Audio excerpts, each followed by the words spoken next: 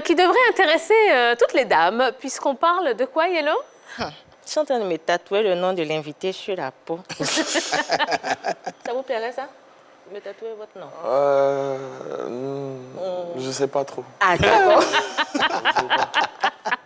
Alors aujourd'hui, on va parler du tatouage. Le tatouage qui était à l'origine un signe traditionnel qui appartenait à des tribus, à des clans ou à des peuples. Alors depuis les années 2000, le tatouage fait son entrée dans le football avec plusieurs joueurs. On voit des torses avec de beaux tatouages, des bras avec de beaux tatouages. Alors pourquoi ces joueurs-là ont succombé à cette tentation-là? Et qui sont ces joueurs-là qui y ont succombé? Je pense qu'on va suivre ça dans cet élément.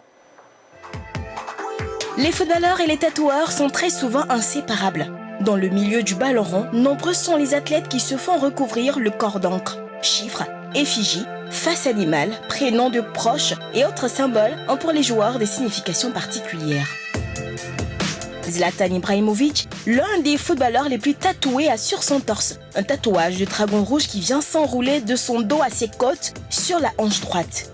Ce tatouage symbolise sa personnalité et son caractère guerrier et insaisissable, aussi bien sur le terrain qu'en dehors. Les signes tatoués à l'intérieur de ses deux poignets correspondent aux dates de naissance de ses parents, de sa femme et de ses deux fils. Il appelle ces tatouages Code Ibrahimovic en référence au Da Vinci Code de Dan Brown.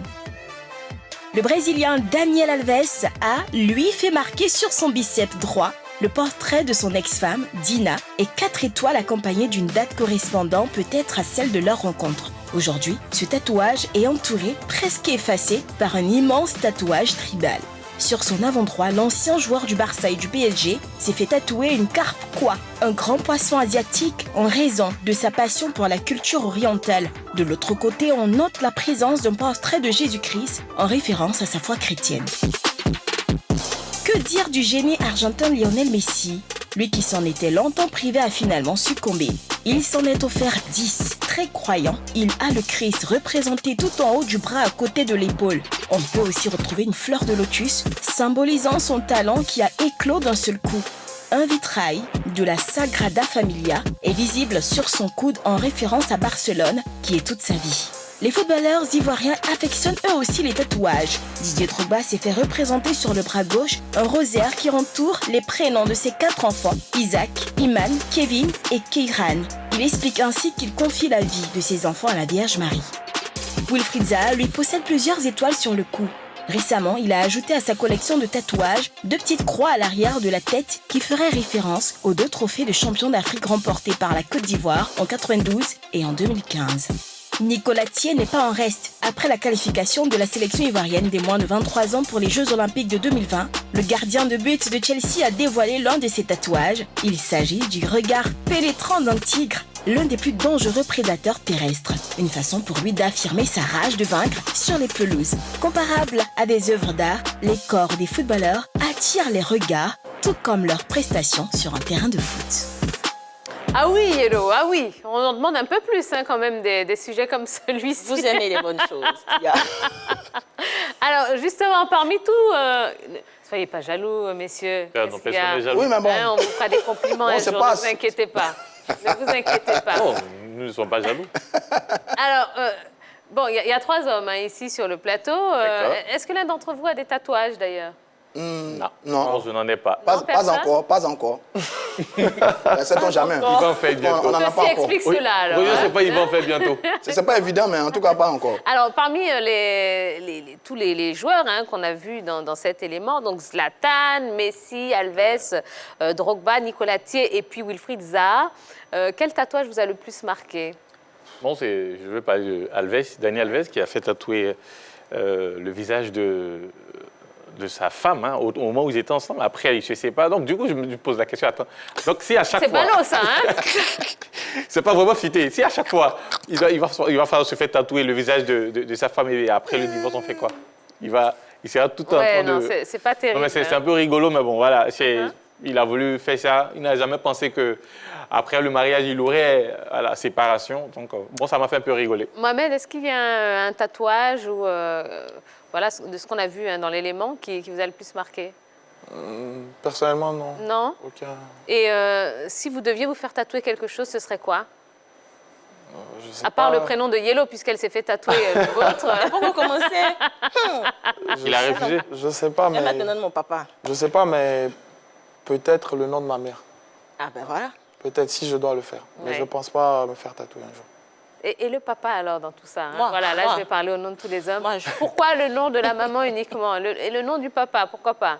Ah, le papa, c'est le papa, mais la maman, c'est autre chose. Voilà. Oui. Yellow? Carrément, je mets le nom de mon papa, je me tatoue le nom de mon papa, ça c'est sûr. Maintenant, par rapport aux images qu'on a vues, bon... Zlatan, quoi, il me laisse sans mots. Voilà, avec déjà tout le format de Ça, Zlatan et plastique, tout. Voilà la carrure de Zlatan, le tatouage, je pense que je tombe là. Oui. Et vous, Roger Stéphane? Mon préféré dans le groupe là, Ouais. j'avoue que pas vraiment. Parce que les tatouages, c'est pas trop mon truc. Par contre, j'aime bien l'esprit de Arturo Vidal, qui n'est pas dans la vidéo, le milieu de terrain du Barça, qu'on appelle le roi Arturo, et puis qui a un symbole de Spider-Man sur son corps, qui fait de lui un joueur formidable sur la pelouse. On le voit un peu se courir un peu partout, se battre, un formidable récupérateur de balles, un peu à l'esprit de Sérédier avec les éléphants de Côte d'Ivoire. Mais en dehors de ça, j'avoue que je ne suis pas moins un très fan des tatouages, non pas du tout. Alors, concernant les joueurs ivoiriens hein, qu'on a vus dans la vidéo, bon, moi, pour le coup, j'ignorais que Drogba était tatoué. Ça, je ne savais pas du tout.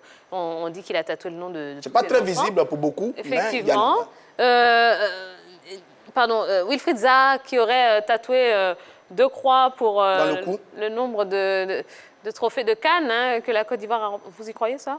Moi, je crois pas. La question est de savoir est-ce que dans quelle année il mettra la 3e cour. Ah, Et c'est puis- sûr et puis que ça. d'ailleurs, Alors, quand on voit hein, autant de tatouages, on a l'impression que finalement, on s'est livré à un match dans le match. Non, vous n'êtes pas d'accord avec ça? On a l'impression que voilà, c'est devenu un petit peu de la surenchère. Celui qui sera le plus tatoué, celui qui...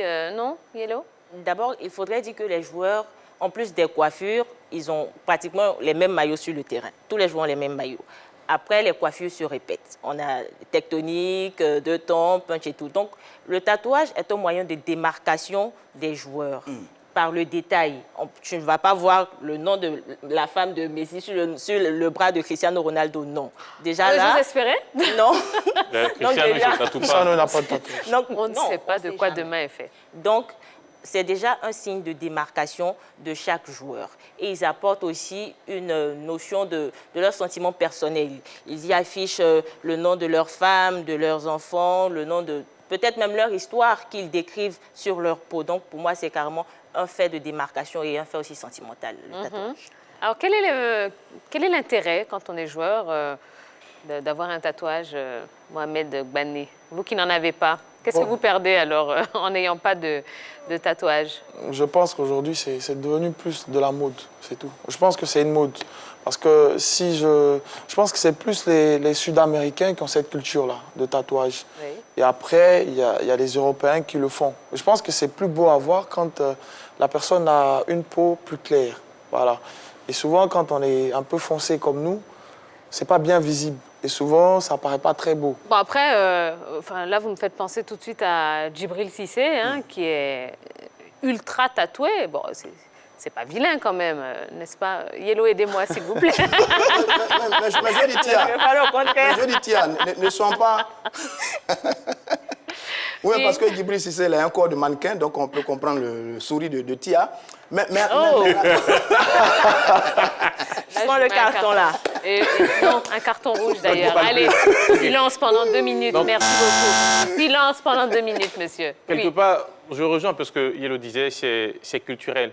Et il a parlé des Sud-Américains. On n'oublie pas que les Sud-Américains, les Africains, quand même, c'est quelque part la même culture. Hein. On se ressemble dans pas mal de choses. Et c'est pas en Afrique, dans d'autres peuples ici, on a ces pratiques-là qui existent, le tatouage. Donc, on n'est pas surpris de voir que les Sud-Américains, souvent, comme le dit aussi Roger Stéphane, Arturo Vidal, il s'est fait couvert le corps de pas mal de choses. Mais il véhicule aussi des messages. Hein. Ils véhiculent des messages, ils viennent avec les tatouages, certains pour leur religion, d'autres pour les histoires qu'ils ont ça. traversées tout au long de leur existence. C'est ça. Alors, on a une réaction d'un internaute. Oui. Oui. il disait, concernant les tatouages, le grand Zinedine Zidane ne faisait ni tatouage, ni fancy hairstyles, mais nous procurait du plaisir chaque fois qu'il touchait le ballon rond. Voilà, c'est de Samba Delany. Bah oui, mais est-ce que par exemple, non, est-ce que un joueur tatoué rend encore plus beau un geste ou plus beau un but ou quoi? Est-ce que ça a une véritable importance? Non, non, sinon Ronaldo n'aurait rien fait. Ronaldo, il n'a pas de tatouage. Pourtant, il fait partie des meilleurs joueurs que peut-être le football ait connu depuis son existence. Donc voilà, ça n'influe pas sur la qualité, le talent d'un joueur. Messi, il en a. Messi, avant d'avoir les tatouages, il était très, très intéressant. Il était très, très bon. Et depuis qu'il a eu les tatouages, il est toujours très bon. Donc, ça n'a rien changé, ça n'a rien enlevé à la qualité du jeu. Comme il le disait, Zinedine Zidane, on n'a pas vu de tatouage sur lui. Johan Cruyff, Michel Platini. Voilà, donc ça n'influe en rien sur le talent du joueur. Mais Tia, ne sont pas tout à fait dupes quand même sur cette affaire de tatouage. Parce qu'il peut y avoir dedans des symboles religieux et des signes d'adoration. Bien sûr. Vous avez dedans, par exemple, des photos de Jésus. Donc, je suppose qu'il y a des chrétiens. Je ne sais pas si les joueurs musulmans ont des versets coraniques ou bien des symboles de l'islam sur leur corps. Mais on peut trouver également des symboles maçonniques. D'autres peuvent être des francs-maçons qui ont des symboles maçonniques sur leur corps. D'autres joueurs peuvent être des Illuminati qui ont des symboles. Donc tout ça, c'est de l'adoration. Il ne faut pas se le cacher. On a le sentiment comme ça que c'est fait un peu au hasard. Même des gens bien introduits pensent que, oui, par moment, il y a des symboles d'adoration dans tous ces tatouages. Et il faut peut-être voir ça aussi, les pratiques des joueurs, leur religion, la nuit, bon, etc., etc. Alors, on a réalisé pour vous le top 5, alors selon Yellow, le top 5 des pires tatouages de nos amis sportifs. On va les voir en images et puis, Yellow, vous allez nous dire un petit mot dessus. Le premier commandement, c'est « ta famille, tu aimeras ». Messi, il fait le tatouage de l'empreinte des mains de son fils Thiago sur son mollet. Oh. Oui, Thiago. Dédicace spéciale. À Thiago. À Thiago. Ensuite, le deuxième commandement, c'est « ta géographie, tu réviseras ». Il y a Aubameyang qui honore ses origines avec la carte d'Afrique dans le dos, avec une étoile pour le Gabon. Ensuite, il y a ta devise, tu reliras. Il y a Djibril Cissé qui, dans son dos, écrit une phrase comme quoi « un lion meurt jamais, mais il dort ». Après, il y a ta foi, tu honoreras. Comme disait Roger Stéphane, il y a Giroud Olivier qui, à son bras gauche, a écrit « Le Seigneur est mon berger, je ne manquerai de rien ». Le premier verset du psaume 22. 23. 22, c'est ce que je sais. Et ensuite, il y a ton palmarès, tu afficheras. C'est-à-dire que ces joueurs-là n'ont pas besoin de donner leur CV. Ils ont tout leur CV sur la peau. Il y a l'exemple de Sergio Ramos carrément qui s'est tatoué la coupe aux grandes oreilles sur le mollet. Je pense qu'on va voir ça. Voilà. Donc, ces joueurs-là obéissent aux 5 commandements du tatouage. Rien n'est fait au hasard. D'accord. On en apprend des choses. Du tatouage sportif, Oui, dans le milieu. Des footballeurs, c'est ce que j'ai dit. Bon, on espère que vous nous ferez le top 5 des pires tatouages. Ça nous intéresse aussi. Merci beaucoup, merci Yellow. Allez, on vous rappelle les gestes de prévention pour lutter contre la propagation du coronavirus. Se couvrir le nez et la bouche avec un mouchoir pour éternuer ou pour tousser. Se laver régulièrement les mains à l'eau et au savon. Éviter tout contact étroit avec une personne souffrant de fièvre, de toux ou de rhume. En cas de fièvre, de toux, de difficultés respiratoires, rendez-vous immédiatement dans le centre de santé le plus proche. Et l'infoline, vous pouvez contacter le 143 ou le 101. Alors, évidemment, on est toujours dans ce coronavirus. Les joueurs sont confinés chez eux, pour la plupart. Et puis, ils font des choses. Et on avait envie d'en parler avec Henri Jo. Bien évidemment, comme son nom l'indique, en attendant la reprise, s'intéresse à ce que les footballeurs font comme activité pendant cette période d'arrêt de championnat des activités footballistiques. Et l'international ivoirien de l'Olympique lyonnais, Maxwell Koné, lui, a bien son petit programme à lui. On va suivre ce petit élément et puis on revient. Cette période de confinement, c'est une période assez délicate, puisqu'on doit tous rester chez soi pour montrer l'exemple et pour essayer de lutter tous ensemble contre le virus. Qu'est-ce que je fais au quotidien pour garder la forme? On essaye d'aller courir un peu de temps en temps. Et comme vous le voyez, on joue un peu au tennis-ballon derrière avec mes petits frères, mes frères, histoire de passer le temps, quoi. La série, le film, le livre, la musique, du confinement. Alors on va plus dire des séries, je suis plutôt série. Du coup il y a une série validée que j'ai commencé, j'ai terminé d'ailleurs.